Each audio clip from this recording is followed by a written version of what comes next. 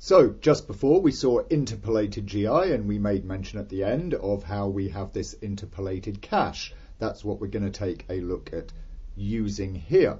Basically, what the interpolated cache does is it allows you to compute a GI solution and save that off, so you're not having to, re-render or pre-process the interpolated GI each time you render a frame. Now, of course, the GI is based upon the lighting and the object and the surfaces and where objects are placed in the scene and so on and so forth. So saving or caching a GI solution and then, changing objects around or changing the lighting setup, that doesn't work. It mainly comes in useful when you want to be able to render multiple angles or multiple different shots of a given scene. You've got your lighting right, you've got your surfaces right, but you're wanting to be able to move the camera around and render from different perspectives, but without having to recalculate a full GI solution each time. This is especially useful if you've, used a smaller pixel spacing, which takes longer to pre-process. You can reuse the result of a single render. However, there's also some tricks that you can pull off with it that can sort of work you around the minimum pixel spacing thing. So to use it, of course, you have to be using interpolated GI, and you turn it on by just enable caching. Pre-process, this sets when during a render, an actual main F9 render, the GI will use or update the cache. So automatic, it'll automatically update it. Always means it will always add new information to it. Never means it'll never add new information to it, and it'll never use it. And locked means that it'll use what's ever in the cache, but it won't add new information to it with each rendered frame. Pretty much you tend to use automatic whilst you're setting up or building the cache, and you tend to use locked once you finish doing that and you're going to go to your actual final renders. There's an animation checkbox, we'll talk about that more after. Frame step, that's to do with baking. And you've got a cache file, obviously, where you want the cache to be. You can reset the path, clear the cache, bake frame and bake scene, we'll see as we go along. So I'm going to get my primary and secondary rays all set up there. I would have done normally, this, figured out what they should be before starting the cache. And then once we can enable GI, and it will compute our first GI solution. Actually, I'm going to use 2 bounces. So there we go. And what I'm going to do is I'm going to turn on show cells, just so as we can get a view of where the cells are placing and forming, right? So there we go. We see our GI solution starting to take shape, and we've got an idea of where the cells are and sizes and so on and so forth.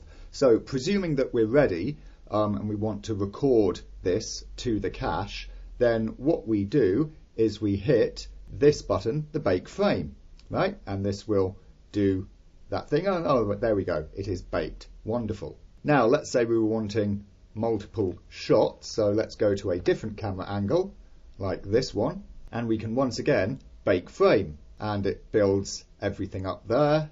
And there we are. Now, let's just set this to locked. And you'll notice that if we do an F9 render, then it no longer needs to build the cache, right? Because the cache has already been built. Or should I say it no longer needs to pre-compute the GI, because that's already been done from the cache. And of course there's our render, obviously with cells turned on. Now what we can do is we can jump to yet another camera angle, say down here, hit F9. You'll notice once again it doesn't build a GI solution. Why? Well, because GI has already partly been cached, and this is an area that we haven't even seen yet. But because, of course, GI is having to bounce the light around this whole area, then we can see that it has computed some sort of solution for stuff down here, and it's just reusing that. Of course, it's pretty ugly and noisy. We see down along here, we've got some pretty ugly cell stuff going on there. So let's say we wanted to add it. Well, let's just go back to automatic, shall we, and bake frame. There we go. That's updated for that area. So let's F9 it. And there we go. We see we've got an updated solution for this area, right? These bits here have obviously changed, and they're still a little off. So let's say we wanted to make those better. We could use a smaller pixel spacing, but also we could just take our camera and let's just sort of dolly it in here and say, God, I wish this area would come out good. So, you know, I'm trying to render something and I've got this one bit that due to my pixel spacing or whatever isn't coming out that well. I can just focus in cleanly on it like that and bake frame. And aha, look, it starts to update in that area. And there we go. I've got some updated solution for these details all around here. So if I now go back to where my camera was and I F9 it from here, and look at that, I've changed the detail in there. I've got more detail captured in. And like this, we can work our way around a scene or an area or something and just make sure that we're, getting a decent GI solution. We can even, of course, actually, would you believe it, change our samples. Just bake frame on that. And there we go, that's all been added. So if we're finding that there are certain areas that either require more detail or require more samples to be collected because they're a bit noisy or a bit splotchy, I should say, then we can build up the cache and we can focus in on certain areas where we want to add more refinement or more samples to clean them up. And as we go around doing this, we build up more and more and more information on the lighting within a scene. And what you can see we can do is just set a bunch of frames that put the camera around all these different positions that we might want to capture different angles from, and just to go through them rather than moving the camera and baking frame, then you can set your render to be this range. So in this case I'm going from frame 0 to frame 11, right? And I would just hit bake scene. And what it'll do is it will run through each of these different frames, compute a GI solution from each of them, and what you'll notice is that, of course, it's building up the same cache, and so it starts to get faster and faster. So look at that, first one took 12 seconds, then 2, then 2.2, then 2 seconds. Now it's having to build up some new stuff because it hasn't fully seen this area yet.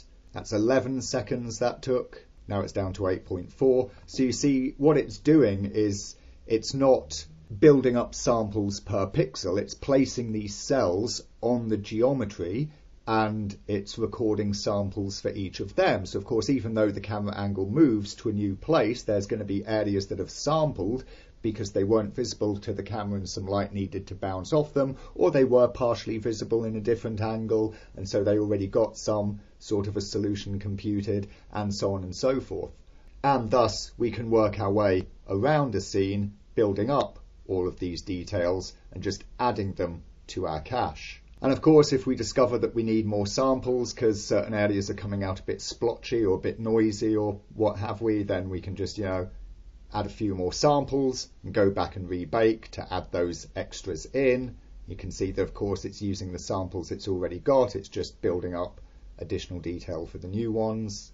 And so as you cache more and more and more areas of your scene, it gets quicker and quicker to cache. And thus you're able to build up detail as you need it, go in and, focus in and add more details where you need them. And you can even fiddle around with your pixel spacing. So if there are some areas that just weren't capturing that well, you could perhaps go in and tweak that and just add a little more fine-grained detail to certain areas that hadn't quite captured as much fine-grained detail as you might have wished. And you can do this without having to start from scratch each time. And then, of course, once you're done, once you're happy with it, you can set your cache to locked, and then you can render off any of the actual, angles that you've cached up, and they just render straight off the bat without, of course, the need to do a GI pre-process because it's just able to load it from the cache. Or, of course, you can opt to place your camera somewhere, entirely new, or take a shot from an angle that you sort of haven't otherwise seen. And of course, because you've already painted the geometry, so to speak, with all of the GI information, then it'll just be able to take what it's already got cached and work against that. Now, sometimes, of course, if you've gone to area that the camera hasn't previously seen or cached up that fully, then you might, of course, come across some splotches and inaccuracies in your render there, simply because these are areas that have not been well sampled and it's having to sort of make them up based on what samples it does have. But you can always add that to the cache just by, of course, going back in and hitting bake frame again. Alternatively, you can set your pre-process to automatic, and then when you F9, it will know that it doesn't have full samples built up for this area. It will use the ones it does have, but it will create afresh as it needs to. And there you go, the result of this being that your GI gets better and more detailed.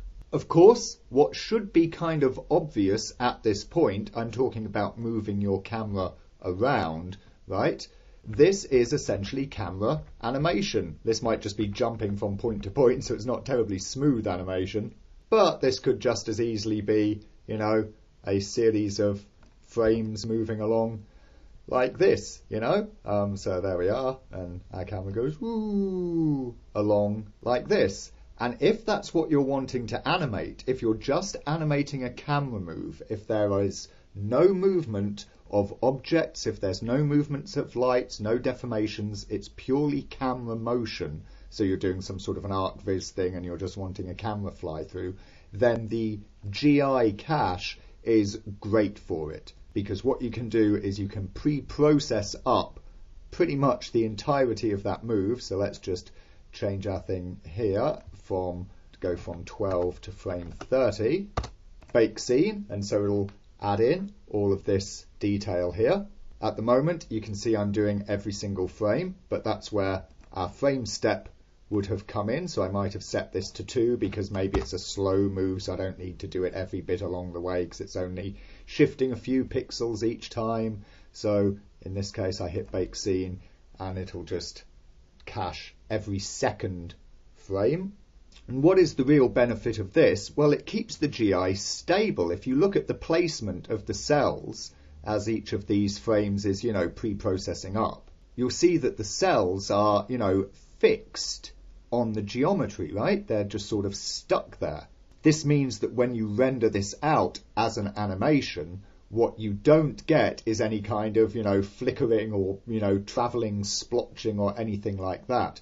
The GI remains locked to the geo, and that allows you to render off animated global illumination without any kind of flickering, provided it is camera only motion.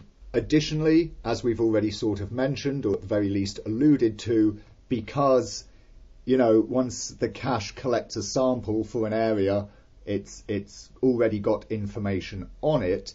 It means that, as we were seeing previously, where you need to have lots and lots of rays to get, you know, nice, smooth, splotch-free interpolated GI, as we go through caching more and more frames, it gets faster each time. So by using the interpolated GI with the cache, if you are wanting to render camera motion animation for an ArcViz scene or whatever, then it's not the case that you've got however many frames times the amount of time it takes you to render that first frame, right? Because an awful lot of that render time can be the computation of the GI solution. As such, even though using really high sample numbers, especially with lower pixel spacing, can take a while, as we just saw, to produce a, you know, GI solution, if you are doing it for animation, then the time savings really do start to add up as you cache more and more and more